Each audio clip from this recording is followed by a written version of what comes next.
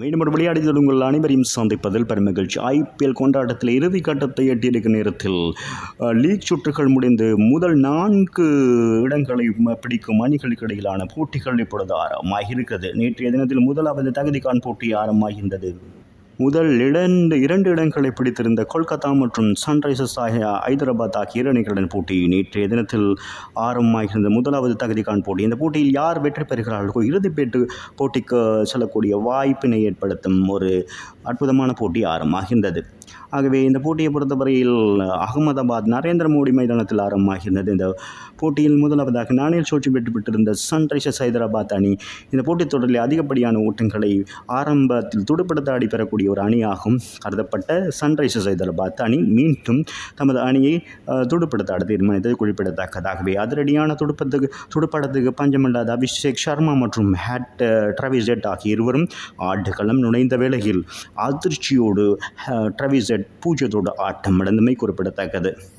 அபிஷேக் சர்மா மிகவும் எதிர்பார்க்கப்பட்ட இளம் வீரர், அவரும் 3 ஓட்டங்களோடு ஆட்டம் இழக்க, நிதிஷ் ரெட்டி 9 ஓட்டங்கள், சபாஸ் அகமட் 0 ஆட்டம் இழக்க இந்த போட்டித் தொடரில் ஆட்டம் காட்டி வந்த சன்ரைசர்ஸ் ஹைதராபாத் அணியை ஆட்டம் காண வைத்திருந்தார்கள் கொல்கத்தா பந்து வீச்சாளர்கள் என்பது குறிப்பிடத்தக்கது. முதல் 7 பந்து ஓவர்களில் 39 ஓட்டங்களுக்கு 4 விக்கெட்டுகளை இழந்து தடுமாறியிருந்தது என்பது குறிப்பிடத்தக்கது. கொல்கத்தா நைட் ரைடர்ஸ் அணி பொறுத்தவரையில் சிறப்பான பந்து வீச்சினை வழங்கியிருந்தார்கள். அதன் பின்னதாக ஒரு சிறந்த இணைப்பாட்டம் தேவை என்ற அடிப்படையில் சன்ரைசர்ஸ் அணியை பொறுத்தவர்கள் திரிபாதி மற்றும் கிளாசன் ஆகிய இருவரும் 5வது விக்கெட்டுக்காக 37 பந்துகளை மாத்திரம் எதிர்கொண்டு 62 ஓட்டங்கள் பெற்றிருந்த வேளையில் 21 பந்துகளை எதிர்கொண்டு 4 ஓட்டங்கள் 6 ஓட்டம் 3 இடங்களாக 32 ஓட்டங்கள் பெறப்பட்ட நிலையில் வருண் சக்கரவர்த்தி சிறப்பான ஒரு பந்து வீச்சினை வழங்கி அவர் ஹென்ரி கிளாசனை ஆட்டம் விளக்க செய்திருந்தார். அதன் பின்னதாக சிறப்பான ஒரு இணைப்பாட்டம் மீண்டும் தேவை என்ற அடிப்படையில் அப்துல் சமாட் மற்றும் திரிபாதி ஆகிய இருவரும் அதிரடியாக ஆட துணிந்தார்கள்.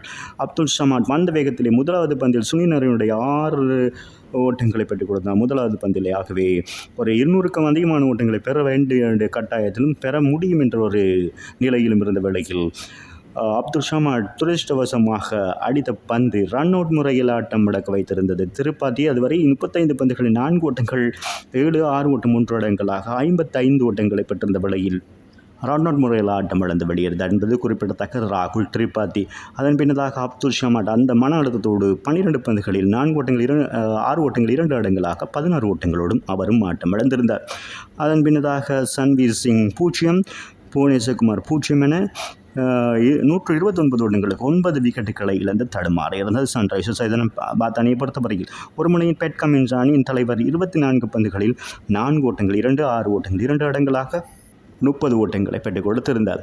இறுதி விக்கெட்டுக்காக யாழ்ப்பாணத்தைச் சேர்ந்த விஜயகாந்த் வியாஸ்கான் 5 பந்துகள் எதிர்கொண்டு 7 ஓட்டங்களை பெற்றுக் கொடுத்து ஒரு சிறப்பான இணைப்பாட்டத்தினை அணியின் தலைவருக்கு வழங்கியிருந்தார். மொத்தமாக 21 பந்துகளில் 33 ஓட்டங்கள் இணைப்பாட்டம் இறுதி விக்கெட்டுக்காக பெறப்பட்டது என்பது குறிப்பிடத்தக்கதாகவே 19.3 பந்து வீச்சில் சகல விக்கெட்டுகளிடமிருந்து 159 ஓட்டங்களால் கொல்கத்தா நைட் ரைடர்ஸ் பந்து வீச்சால் சூட்டப்பட்டிருந்தது என்பது குறிப்பிடத்தக்கது. சன்ரைசர்ஸ் ஹைதராபாத் துடுப்பாட்ட வீரர்களை. ஆகவே பந்து வீச்சை பொறுத்தவரை மிச்சல் ஸ்டார்க் 3 விக்கெட்டுகளையும், வருண் சக்கரவர்த்தி 2, வைபவ் அரோரா மற்றும் ஹர்ஷித் ராணா, சுனில் நரேன் அண்ட் ரசல் தலா 1 விக்கெட்டுகளையும் வீழ்த்திருந்தது. ஆகவே 160 ஓட்டங்கள் இலக்காக நிர்ணயிக்கப்பட்ட வேளையில் கொல்கத்தா நைட் ரைடர்ஸ் அணி இந்த போட்டியில் இலகுவாக வெற்றி பெறுவார்கள் என்று எதிர்பார்க்கப்பட்ட வண்ணம் ரஹ்மதுல்லா குர்பாஸ் பிலிப்ஸ்வர்ட்டுக்கு பதிலாக ஆடுகள் முனைந்த அவர் 14 பந்துகள் 4 ஓட்டங்கள் 2, 6 ஓட்டங்கள் 2, 23 ஓட்டங்கள் பெற்றிருந்த வேளையில் நடராஜனுடைய சிறப்பான ஒரு பந்து வீச்சின் காரணமாக ஆட்டம் இழந்து வெளியிருந்தார்.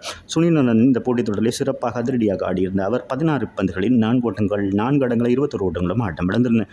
முதலாவது விக்கெட்டுக்காக 20 பந்துகளில் 44 ஓட்டங்களை பெற்றுக் கொடுத்து ஆட்டம் இழக்க அதன் பின்னதாக வெங்கடேஷ் ஐயர் மற்றும் சிரேஸ் ஐயர் ஆகிய இருவரும் ஒரு சிறந்த இணைப்பாட்டம் அமைத்திருந்தார்கள். 3வது விக்கெட்டுக்காக 44 பந்துகளில் மாத்திரம் 97 ஓட்டங்கள் இணைப்பாட்டம் அமைக்கப்பட்டிருந்ததும் குறிப்பிடத்தக்கது. இதில் வெங்கடேஷ் ஐயர் 28 பந்துகள் 4 ஓட்டங்கள் 5, 6 ஓட்டங்கள் 4 இடங்கள் 51 ஓட்டங்கள் ஆட்டம் இழக்காதிருந்த வேளையில் சிரேஸ் ஐயர் 24 பந்துகளில் 4 ஓட்டங்கள் 5, 6 ஓட்டங்கள் 4 இடங்களாக 58 ஓட்டங்களும் ஆட்டம் இழக்காதிருந்தமை குறிப்பிடத்தக்கது. ஆகிய 13.4 பந்து வீச்சில் 2 விக்கெட்டுகள் மாத்திரமிழந்து 164 ஓட்டங்களை பெற்றுக் கொடுத்தோடு 8 விக்கெட் வித்தியாசத்தில் இந்த முதலாவது தகுதிகான் போட்டிகளிலே இறுதிப் போட்டிக்கு தகுதி பெறும் முதலாவது அணியாக இந்த 2024ஆம் ஆண்டு கல்கத்தா நைட் ரைடர்ஸ் அணி தெரிவானது என்பது குறிப்பிடத்தக்கது. ஐபிஎல் வரலாற்றிலே 4வது தடவையாக இந்த இறுதிப் போட்டிக்கு முன்னேறும் அணியாக இப்படி 3ஆம் இடத்தை பிடித்திருக்கிறது. முதலாம் இடத்தில் சென்னை சூப்பர் கிங் 10 தடவை முன்னேறியிருக்கிறது என்பது இறுதிப் போட்டிக்கு. மும்பை இந்தியன்ஸ் 6 தடவையும் முன்னேறியிருப்பது குறிப்பிடத்தக்கதாகவே 2ஆம் இடத்தில் மும்பை இந்தியன்ஸ் இருக்கிறது. பந்துவீச்சில் நட்ராஜன் மற்றும் பெட் கமின்ஸ் தலா 1 விக்கெட்டுகளையும் வீழ்த்த, ஏனைய பந்து வீச்சாளர்கள் எந்த விதமான விக்கெட்டுகளையும் வீழ்த்தவில்லை என்பது குறிப்பிடத்தக்கதாகவே. இந்த போட்டியில் சிறப்பாக செயற்பட்டு 3 விக்கெட்டுகளை கைப்பற்றிய மிச்சல் ஸ்டார்க் இந்த போட்டியின் ஆட்ட நாயகன் விருதினை பெற்றுக்கொண்டார் என்பது குறிப்பிடத்தக்கது. மீண்டும் ஒரு விளையாடிச்சரோடு உங்களை சந்திக்கும் வரை உங்களிடமிருந்து விடைபெறுவது உங்கள் அன்பின் பதுலை தாஸ். வணக்கம் அன்பு சொந்தங்களே.